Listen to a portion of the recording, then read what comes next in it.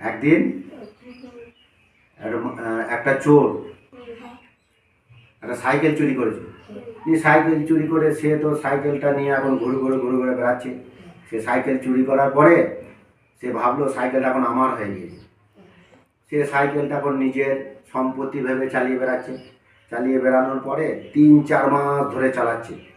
4 মাস পরে চালাতে চালাতে যে গ্রাম থেকে চুরি করে এনেছিল সাইকেলটা, বুঝেছিস?